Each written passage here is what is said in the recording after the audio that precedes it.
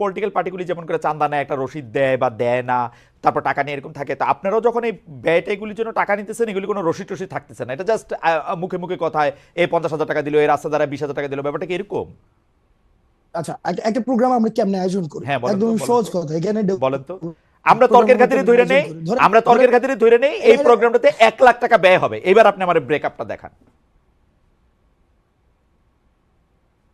এবার আসেন প্রোগ্রামটা আয়োজন করে কিভাবে। হুম, একটা বিষয় প্রথমে মাথায় রাখতে হবে, বৈষম্যবিরোধী ছাত্র আন্দোলন কোনো রাজনৈতিক দল না। হুম, আমি শুরুতে বলছি সবার অংশগ্রহণ করেছে। হুম, এবার ধরেন খালেদ মহিউদ্দিন ভাই হুম, চাইতেছে হুম, তার এলাকায় মানুষ কথা বলতে চায়, হুম, তার এলাকায় যারা আন্দোলন করেছে তারা আমাদের সাথে কথা বলতে চায়, তারা আমাদের বিষয়ে কিছু কিছু বিষয়ে তারা ক্ষুব্ধ, হুম, তারা আমাদের বিষয়ে তারা কিছু ইস্যু আছে, হুম, এবং একই সাথে তারা কিছু আশা আকাঙ্ক্ষার কথা বলতে চায়। হুম, আমরা সেখানে যাই। হুম। খালেদ মহিউদ্দিন কি করে সেই প্রোগ্রামের আয়োজন করে, সেই প্রোগ্রামে এলাকার মানুষ থাকে, যারা আন্দোলন অংশীজন ছিল তারা থাকে, তারা নিজস্ব ফান্ডিং এ সেই কাজটা করে। হুম। সিম্পল।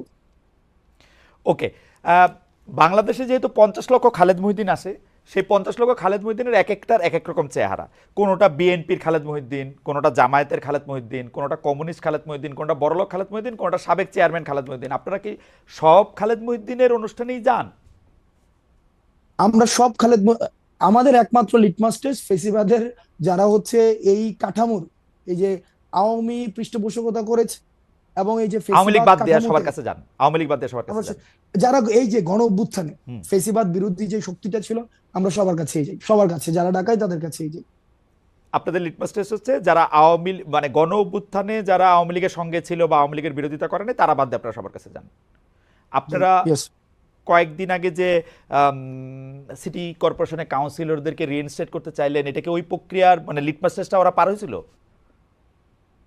ওই প্রক্রিয়া লিটমাস টেস্ট, ওই ঘটনাটা খুব ইন্টারেস্টিং একটা ঘটনা। প্রথমত হচ্ছে ওই মানুষগুলো আমাদের কাছে আসছে, যে তারা হচ্ছে জামাত এবং বিএনপির হুম, থেকে তারা নির্বাচন করেছে, হুম, এবং ওই নির্বাচনে এমনও হয়েছে যে তারা জেলে ছিল। হুম। এই হাসিনার বিরুদ্ধে আন্দোলনের পরে তারা জেলে ছিল, জেলে বসে নির্বাচন করেছিল এবং সেখানে তারা হচ্ছে জয়ী হয়েছিল। ওকে। ওই জামাত এবং বিএনপির যেই অংশটা ছিল, তাদেরকে ওই আপনারা নিছেন? অংশটা আমাদেরকে ডেকেছে, আমরা নিয়েছি না, তাদেরকে আমরা ডেকেছে। এবং সেখানে কিছু কিছু জায়গায়, হ্যাঁ এটা ঠিক যে মানে এই জায়গায় অস্বীকার করার কোনো উপায় নাই, সেখানে কিছু কিছু বক্তব্য ওভাবে আসা উচিত ছিল না যেভাবে আমরা আমাদের জায়গা থেকে এসেছে। আমরা আমাদের জায়গা থেকে তাদের কিন্তু রিইনস্টেট করার কোনো ওকে। ধরনের আমাদের পাওয়ার নাই। আমরা আমাদের জায়গা থেকে বলেছি, যদি কমিশন করে দিয়ে কারা কারা হচ্ছে, যদি মানুষের, আমরা দেখেছি ইতিমধ্যেই হুম, একটা অসন্তুষ্টি তৈরি হয়েছে স্থানীয় শাসনে, কারণ এই প্রশাসক দিয়ে হচ্ছে স্থানীয় যে সুবিধাগুলো রয়েছে, সুযোগ সুবিধাগুলো রয়েছে, সেগুলো প্রান্তিক জনপদ পর্যন্ত পৌঁছানো যায় না। তো সুতরাং ওকে। সেটাকে কিভাবে রিভিজিট করা যায়, রিভালুয়েট করা যায়, সেই প্রস্তাবনাটা আমাদের জায়গা থেকে আমরা দিতে চেষ্টা করেছি। আমি একটু দর্শকদের উদ্দেশ্যে একটু বলতে চাই যে আসলে আমাদের অনুষ্ঠানটা আমরা 1 ঘন্টা করি, কিন্তু জনাব হাসনাত আবদুল্লাহকে যেহেতু অনেকগুলি বিষয়ে আমরা একটু জানতে চাইতেছি, and I am requesting the producers to extend the time for another 10 or 15 minutes if Hasnat, আপনি যদি আমাদের সাথে থাকেন আর কি, আমরা একটু 10-15 মিনিট বাড়াতে চাই, কারণ অনেক দর্শক আমাদের সঙ্গে আছেন অনুষ্ঠানটা। আমি প্রতিনিয়ত, আমি খুব কম মানুষের সাথে কথা বলতে হচ্ছে ভয় পাই, এর মধ্যে আপনি একজন এখনো পর্যন্ত হচ্ছে। না, না, আমরা আর না, না, আপনি আপনি আপনি আপনি ভয় পান না, there are so many people like me. আমি আমি আমি আমি আমি আমি আমি শুধু কয়েকটা প্রশ্ন দিলে দ্রুত করি। যে সচিবালয়ে বেশ কিছু মন্ত্রণালয়ের দপ্তরে আমরা দেখছি যে অনেক কিছু পুড়ে গেছে, সেই পুড়ে যাওয়া কাজে সংশ্লিষ্ট মন্ত্রণালয়তে ব্যাঘাত ঘটেছে। অনেকে বলেছেন, আপনাদের মধ্যে অনেকে বলেছেন যে এই আগুনের পেছনে পলাতক আওয়ামী লীগ ও তাদের দোসররা জড়িত। এই আগুন থেকে আওয়ামী লীগ আসলে কিভাবে লাভবান হতে পারে? আর দুই হচ্ছে যে আওয়ামী লীগ তো আসলে দুর্নীতি করেছে শুধু 2-3টি মন্ত্রণালয়তে না, সবগুলি জায়গাতে। এখনো তো সেখানে নথি পুড়ে নাই, সেখান থেকে আমরা কি কি জিনিস তথ্য পাচ্ছি সেটা কবে দেখতে পাবো? নাকি সেই সব জায়গার নথিগুলো পুড়ে যাবে? আজকে খুব সম্ভবত একটা, আমি হুম, আপনার টক শোতে আসার আগে আমি একটা নিউজ হুম, দেখেছি, জাস্ট হেডলাইন দেখেছি। এটা মনে হয় ইনভেস্টিগেশনের রিপোর্ট দিয়েছে, হুম, হুম। ইনভেস্টিগেশনের রিপোর্ট দিয়েছে। আর এই বিষয়ে আমাকে আরো জানতে হবে, ওকে। না জেনে কোনো মন্তব্য করা সমীচীন হবে না। ঠিক আছে। ফেনীতে কুমিল্লায় বন্যার সময় ত্রাণ বিতরণের উদ্যোগে হাজার হাজার মানুষ সামিল হয়েছিল। এই সময় আপনারা ত্রাণের টাকা নিয়ে অনেক কথা হচ্ছিল, এগুলির অনেক রকম জবাব দিয়েছেন, কিন্তু আমরা কিন্তু দেখেছি যে শীতের সময় কম্বল দিতে এই সরকারের একজন উপদেষ্টা হেলিকপ্টারে চড়েছেন, তাতে কত টাকা ব্যয় হয়েছে সেটি নিয়ে অনেক কথা হয়েছে।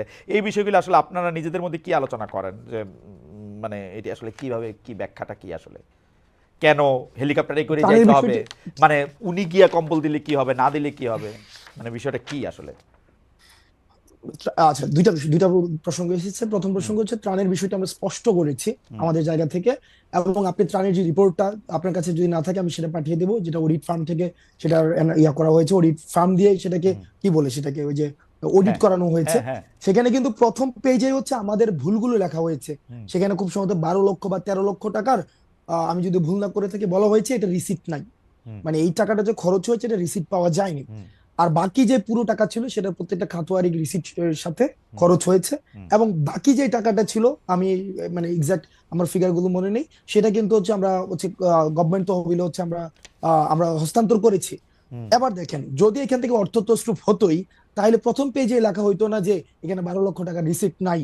হুম। তো সেই জায়গাতে অর্থাৎ রিসিপ্ট ছাড়া 12 লক্ষ টাকা খরচ হয়েছে, এবং প্রত্যেকটা টাকার হিসাব আমরা হচ্ছে জনগণের ওকে, কাছে ফাইন। আমরা দিয়েছি। আমরা আমরা আমরা আমরা দ্বিতীয় মুভ যে ফরওয়ার্ড করি হ্যাঁ, যে এই যে ধরেন দ্বিতীয় যে বলা প্রসঙ্গ, হইতেছে যে হেলিকপ্টার হেলিকপ্টারে করে প্রসঙ্গ, কম্বল দেওয়া।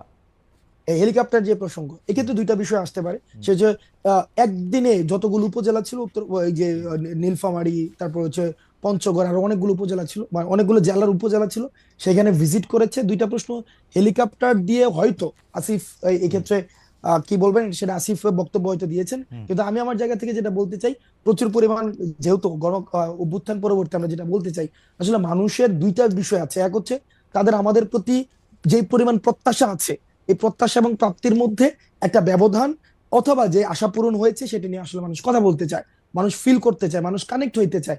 সেই জায়গায় হয়তো সে মানুষগুলোর কাছে ছুটে গিয়েছে। এবং আরেকটা বিষয়, যে শুধুমাত্র কম্বল দেওয়ার জন্য সে উত্তরবঙ্গে গিয়েছে, এই বিষয়টি সত্য নয়, এটি অসত্য।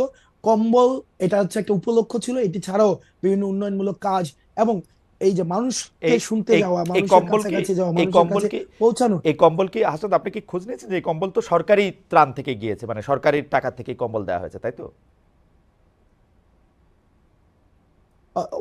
এই আসিফ তো মনে হয় নিজ উদ্যোগে দেয় নাই, বা নিজের ফান্ড থেকে দেওয়ার তো বিষয়, ওর নিজের ফান্ড আছে বলতে আমি জানি না। ওকে, আর তাহলে সরকারি কি উদ্যোগেই তাহলে তো কি মনে হয় তাহলে কি তাহলে কি তাহলে দিয়েছে। কি সরকার সেই হেলিকপ্টার যাত্রারও ব্যবস্থা করেছে বিভিন্ন জায়গায় যাওয়া যায়? আমি যদি ভুল না করে থাকি, বা আপনি এই বিষয়ে আরো আমার থেকে আরো ভালো আমি অভিজ্ঞতা জাস্ট জানতে সম্পন্ন, চাইতেছি হাসনাত, আপনি সরকারি বলেন, যাতায়াত, সরকার সরকারি যে সরকারের টাকাই তো গেছে।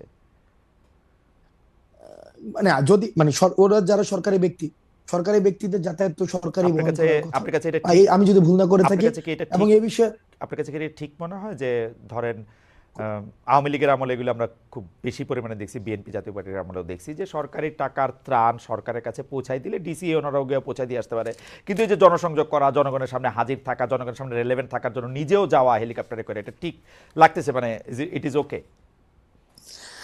এবং যদি আপনি ওকে নিজেই না হয়ে, বললেন যে শুধু কম্বল দিতে তো যায় নাই, আরো দুই চারটা জনসংযোগ করা, মানুষ আসিফরে চিনা রাখুক, পরে পোস্টারে ছবি ব্যবহার হবে আপনার আসিফের হাসনাতের, এগুলির জন্যও তো একটা উদ্দেশ্য থাকে, তাই না? যে মানুষ যাতে চেহারাটা চিনে। মানুষকে ওখানে না গেলেও মানুষ চেহারা চিনে। ওই যে ওখানে গিয়া চেহারা পরিচিত করাইতে হইব, ওই সেটা না, খালেদ খালেদ মহিউদ্দিনকে পঞ্চগড় গিয়া পরিচিত করাইতে হইব, মনে কম্বল লাগবে বিতরণ মনে করা হয়। খালেদ মহিউদ্দিন। না, খালেদ মহিউদ্দিন ওইটা না, খালেদ মহিউদ্দিনের এমনি মানুষ চেনে, ওকে, আসিফের মানুষ এমনিও চেনে। তো দাঁড়াইলো যে আসলে জনসংযোগটা বা মানুষের কথা শোনার জন্য উনি গেছেন, কম্বল দেওয়াটা একমাত্র উদ্দেশ্য ছিল না, তাই তো? কম্বল দেওয়াটা একমাত্র অবশ্যই উদ্দেশ্য ছিল না। সেখানে বেশ অনেকগুলো হচ্ছে, আমি মানে ফ্যাক্ট বেস বা এভিডেন্স বেস, কোয়ান্টিটেটিভ ইয়াটা বলতে পারছি না, কিন্তু অনেকগুলো উন্নয়নমূলক কাজের সেখানে উদ্বোধন করা হয়েছে।